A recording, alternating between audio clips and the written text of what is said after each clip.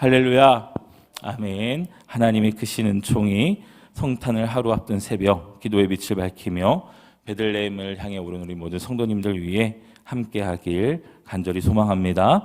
오늘 우리의 기도회가 빛만 보는 기도에 머물지 않고 성탄의 빛을 따라 믿음의 한 걸음을 더 내딛고 그 빛을 들고 다시 세상으로 나아가는 기도회가 되길 간절히 소망합니다.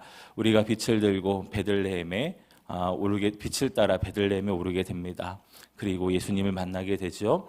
그리고 예수님을 만나 다시 일상으로 돌아가는 목자들과 동반 박사들의 여정을 우리가 보게 될 때에 예수님을 만나기 이전과 이후의 삶은 분명 변화되었음을 우리가 바라보게 됩니다. 예수님을 만나기 이전에는 빛을 따라왔던 인생이었다고 한다면 이제 베들레헴에서 주님을 만난 사람들은 그 빛으로 오신 예수님을 품고 다시금 일상의 자리, 세상을 향해 나아가는 하나님의 사람으로서 거듭난 줄 믿습니다. 우리가 예수님을 만나게 될 때에 정말 보고 만나는 것에서 그치는 것이 아니라 이 세상의 빛으로 오신 말씀이신 예수 그리스도를 내 삶의 빛으로 품고 나의 일상의 자리로 돌아가 어두운 이 세상 가운데 예수 그리스도의 빛을 밝게 비추는 저와 여러분들의 성탄절 그리고 성탄 이후의 삶이 되길 간절히 소망합니다. 오늘 샬롬 찬양대가 고백한 찬송가 121장 우리 구주 나신 날은 이사야 21장 11절 말씀에 뿌리를 내리고 있습니다. 이런 말씀입니다. 파수꾼이여 밤이 어떻게 되었느냐? 파수꾼이여 밤이 어떻게 되었느냐? 파수꾼이 이르되 아침이 오나니 밤도 오리라 내가 부르려거든 부르라 너희는 돌아올지니라 하더라 라는 말씀에 뿌리를 내리고 있어요. 존 바울인이 1825년에 작사하여 발표한 그런 시에 뿌리를 두고 있습니다. 이사야서 21장 11절 말씀을 보면은 두마에 관한 경고의 말씀인데요. 파수꾼에게 두마 사람들이 묻습니다. 밤이 어떻게 되었느냐? 파수꾼은 밤을 새워 지키며 빛을 제일 먼저 맞이한 사람이죠. 그뿐 아니라 밤에 일어난 일들을 가장 정확하게 보고 기억하고 있는 사람들이 바로 파수꾼입니다. 이런 의미에서 121장을 파수꾼의 시각에서 보면 제3자의 시선으로 베들레헴에 오르는 이들을 보게 됩니다.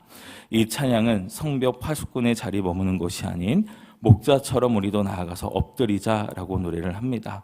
우리가 이 찬송의 후렴을 부를 때에 파수꾼의 입장에서 성벽을 지키던 그 파수꾼의 시선에서 이 찬양을 고백하면 정말 의미가 새롭게 마음에 새겨져요. 지켜야 할 곳을 이탈하자는 이야기가 아니겠죠. 파수꾼은 지켜야 할 자리와 시간이 있습니다. 그리고 그 파수꾼의 지킴의 시간이 다 끝나면 이제 집으로 돌아와 쉬어야 하는 시간이죠. 그런데 오늘 파수꾼의 입장에서 부르게 되는 이 찬양은 그 고단함을 다시 깨우며 주님께 나아가자라고 초대합니다. 목자들처럼 동반 박사들처럼 우리도 이제 일어나 아기 예수를 왕으로 오신 그 주님을 만나러 같이 가자라고 초대하고 있는 것이죠. 지킬 수밖에 없는 자리와 시간이 있는 우리들의 삶이지만 그럼에도 불구하고 최선을 다해 시간을 구별하여 나아가 엎드려 경배하자라고 하는 그 초청이 바로 오늘 성벽에서 부르는 파수꾼의 그 고백이다라고 할 수 있습니다. 누가복음과 마태복음에는 주님을 맞이한 이들 사이에 파수꾼은 있지 않지만 이 찬양은 목자와 동방 박사가 오는 것을 바라보는 시선이 존재했음을 우리에게 생각하게 합니다. 빛은 주님을 향해 움직이면서 동시에 그 빛은 그 밤에 깨어있는 모든 자에게 목격되는 빛이었다는 것이죠. 빛이 왔다. 그리고 그 빛은 땅끝까지 가며 깨어있는 이들이 그 빛을 보고 움직였다라는 사실을 우리에게 보여줍니다. 하나님이 보내신 종의 빛이 어디까지 가는지 그리고 그 빛이 어떤 길로 완성됐는지를 오늘 말씀을 나누고 확인하며 그 빛이 완성시키는 길을 따라 땅끝까지 비추는 빛 대신 주님을 따라 살고자 결단하는 시간이 되길 간절히 소망합니다. 땅끝까지 비추는 빛으로 주님이 오셨습니다. 그리고 그 빛을 품고 살아가는 우리들에게는 새로운 사명이 주어졌어요. 바로 땅끝까지 빛을 품고 나아가는 삶의 사명이 우리들에게 주어졌습니다. 그렇다면 예수님을 만나고 주님을 내 인생의 주님으로 고백한 사람들, 땅끝까지 빛을 품고 나가는 그 사람들의 그 정체성은 어디서부터 시작되는 것일까요? 오늘 이사야는 종의 사명을 태에서부터 지음 받을 때 하나님이 나에게 그 사명을 주셨다라고 고백을 합니다. 49장 5절 말씀을 보면 이제 여호와께서 말씀하시나니 그는 태에서부터 나를 그의 종으로 지으신 이시요라고 말씀을 합니다. 하나님과 나의 관계를 어떻게 설정하고 있는가를 보여주고 있어요.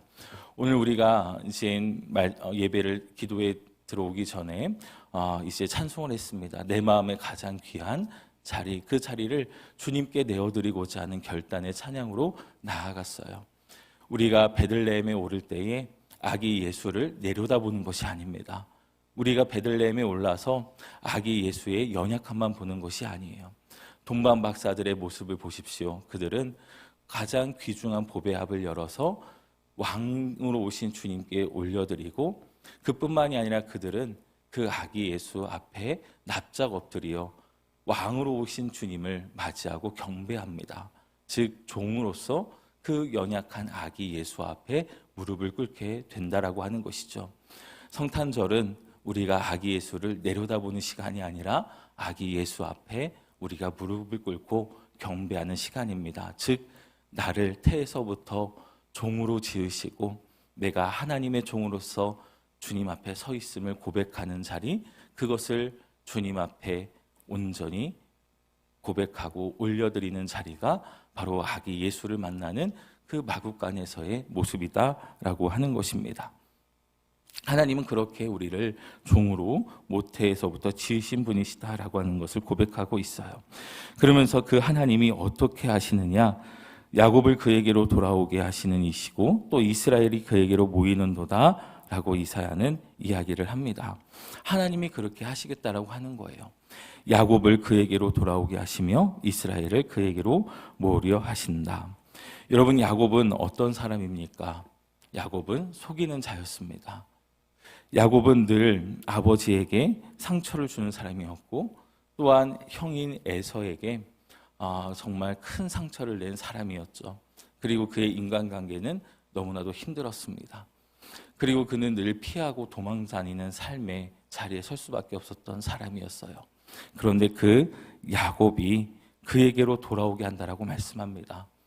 그랬던 야곱을 회개하게 하여 다시금 하나님의 품으로 돌아오게 하겠다라고 하는 말씀이에요. 성탄절은 돌아오는 날입니다.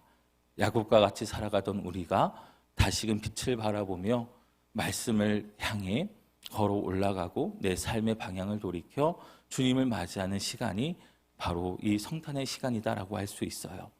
그렇기 때문에 이 말씀을 붙들고 우리가 주님을 맞이하게 될 때에 내 삶의 모습을 점검하게 되는 겁니다. 나는 야곱과 같은 삶이었구나. 내 삶 가운데 야곱과 같은 모습은 혹시 없었는지를 다시 한번 점검하게 되는 것이죠. 우리에게 있는 그 야곱과 같은 모습들이 있다면 절망하고 낙심하는 것이 아니라 그때 그 순간 다시금 돌이킬 수 있는 저와 여러분의 삶이 되길 간절히 소망합니다. 야곱은 돌아왔습니다. 야곱은 다시금 하나님을 향하여 눈을 떴어요. 그런데 그가 하나님을 향하여 다시 돌이키게 된 계기는요, 그의 노력과 그의 결심이 아니었습니다. 베델에서 하나님이 그를 만나주세요. 계속해서 밀려나고 계속해서 사람들에게 거부당해서 그는 이제 들판에서 잘 수밖에 없었던 삶이었지만 그 베델의 주님이 찾아오셔서 하늘 사닥다리의 그 환상을 보여주시고 내가 너와 함께 있다. 너가 어디로 가든지 너를 이끌며 이곳으로 돌아오게 하겠다라고 하시는 그 약속의 말씀을 하나님이 주십니다. 여러분, 주님은 그렇게 야곱과 같은 우리들을 포기하지 않으시고 버리지 않으시고 우리를 기억하시며 다시 돌아오게 하시는 하나님이신 줄 믿습니다. 또한 오늘 말씀을 보면 하나님은 이스라엘을 그에게로 모으려 하신다라고 말씀합니다. 야곱과 이스라엘은 동일한 인물이죠. 그러나 그 이름의 뜻은 완전히 다릅니다. 야곱은 속이는 자라는 의미가 있고 이스라엘은 하나님과 겨루어 싸우고 이긴 자라는 의미가 있습니다. 그런데 우리는 알고 있습니다. 우리가 하나님을 정말 싸워서 이길 수 없다라는 것을요. 하나님께서 져주신 사람의 그 모습이 바로 이스라엘의 모습이었습니다. 간절했기 때문에, 정말 주님의 은혜를 간절히 사모했기 때문에 그 간절한 사모함과 그 마음에 하나님께서 그 마음을 져주신 그 이야기가 이스라엘이라는 이름 속에 담겨져 있어요. 그런데 그 이스라엘을 모으겠다라고 말씀하십니다. 어떤 의미일까요? 그 이스라엘들이 뿔뿔이 흩어져 있다라고 이야기를 하는 것입니다. 하나님의 은혜를 머금고 살아가는 사람들, 기억하는 사람들, 각자 삶의 자리에 흩어져 살아가고 있는 그때에 하나님은 그 사람들을 다시금 모으겠다라고 말씀하시는 거예요. 어디를 향해 모으십니까? 예수님의 그 모든 이야기의 첫 출발점인 베들레헴을 향하여 주님은 모으겠다라고 오늘 말씀을 통해 우리들에게 이 성탄의 은혜를 다시금 기억하며 마음속에 새기게 하십니다. 여러분, 그 모으심과 돌아오게 하심의 은혜가 있는 이 대림절의 여정이 이제 매듭지어져 가고 있습니다. 우리는 다시 돌아섰고, 그리고 흩어진 자들이 다시 한번 모여서 이 성탄의 은혜를 함께 누리고 아기 예수로 이 땅의 왕으로 오신 하나님을 마주하게 되는 그 날을 이제 하루 앞두고 있습니다. 야곱과 같은 내 모습이 있다 할지라도, 그리고 흩어져 살아가는 우리들의 안타까운 모습이 있다 할지라도 이 성탄절 주님의 전에 오름에 함께 예배하는 그 모습들을 기억하며 우리가 주님을 더욱더 예배하고 찬양할 수 있게 되길 간절히 소망합니다. 아마 우리 성도님들 가운데는 이제 자녀가 독립해서 이제 삶의 자리를 떠난, 우리의 그 울타리를 떠난 우리 어르신들도 있으세요. 자, 우리 아이들이, 우리 자녀들이 하나님의 그 씨앗을 품고 살아가는 우리 자녀들이 흩어져 있지만 이 성탄절 하나님 이스라엘을 모으시는 것처럼 정말 하나님의 은혜를 경험한 우리 자녀들이 이 성탄절 주님 전에 베들레헴에 올라 함께 주님의 오심을 기뻐하고 하나님의 은혜를 누리며 그 기쁨과 그 은혜를 회복하는 삶이 되게 하여 주옵소서라는 기도로 다시 모으시고 다시 돌이키시는 그 하나님의 은혜를 간구하며 가정의 회복을 위하여 또한 기도하는 오늘 새벽이 되길 주님의 이름으로 축원을 드립니다. 오늘 6절 말씀을 보면은 이렇게 말씀하고 있어요.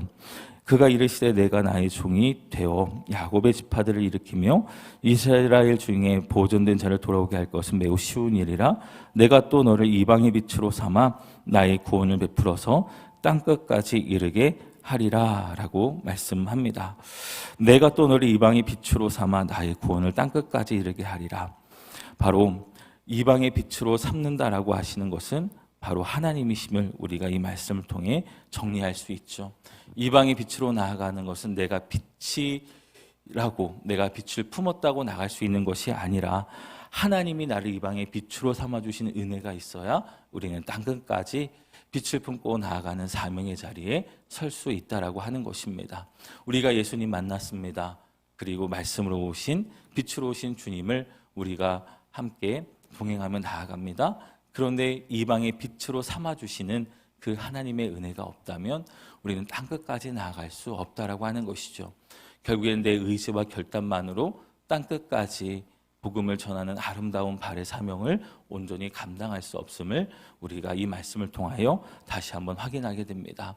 여러분, 오늘 우리가 함께 기도하게 될 때 주님, 나를 땅끝까지 빛으로 보내어 주시고 나를 이방의 빛으로 삼아 주시옵소서 라고 기도하며 나아갈 수 있게 되길 간절히 소망합니다. 이 땅끝은 물론 물리적인 땅끝이라고 하는 영역도 있지만 우리들의 삶의 땅끝이라고 생각하는 여러 가지 삶의 경계선들이 있어요.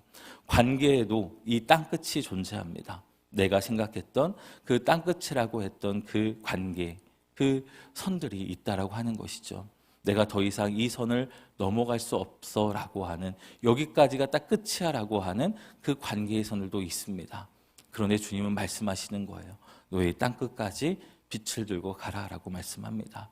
땅끝에 어두운 부분이 있지 않도록 그 빛을 들고 땅끝까지 그 삶을 환하게 비추는 삶을 도전하라라고 말씀을 하는 것이죠.